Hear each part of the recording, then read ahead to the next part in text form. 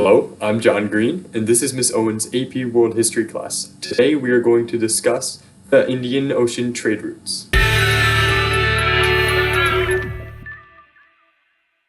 Indian Ocean trade was a web of trade routes that connected a wide range of areas. This includes Southeast Asia, India, Arabia, East Africa, and China.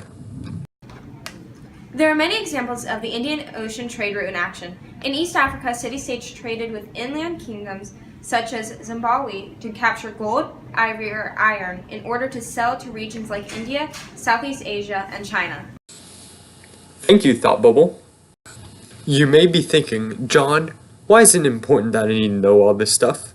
Well, not only did the Indian Ocean trade routes allow for the trading of goods, but it also allowed for the intermingling of cultures between each area. In fact, the Indian Ocean trade routes were so important to the spread of religion that I'm going to turn to camera number 2. Hello, camera number 2. The Indian Ocean trade routes allowed for the spread of many religions, such as Buddhism, Hinduism, and Jainism.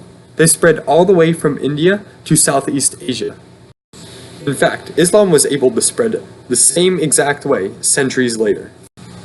Well, would you look at that? It looks like it's time for an open letter.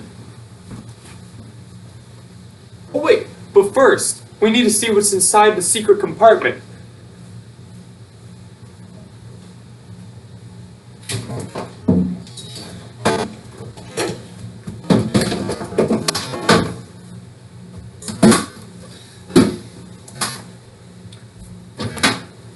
Wow!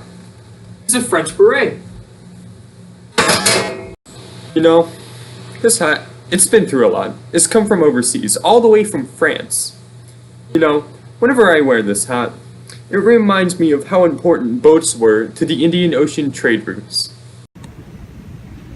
Dear boats and dhows, even though you might just be a hunk of wood, you are still special to me. Using your knowledge of currents and moonstones, traders in the classical era were able to ride you across the Indian Ocean in order to trade goods and culture with each other. This would not have been possible without you and your incredible buoyancy. Without you, the Romans would not have been able to receive as much precious silk, and Buddhism might not have existed to this day. Even though you might not have been the only trading method in this classical era, but you were definitely one of the most important. Thank you for everything, boats. Sincerely, Thought Bubble.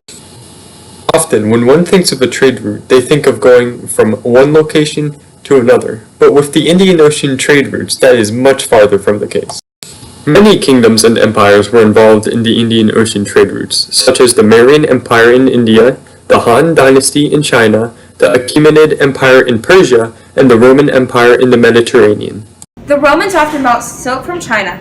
India often received Roman coins, and Persian jewels showed up in the Mauryan Empire.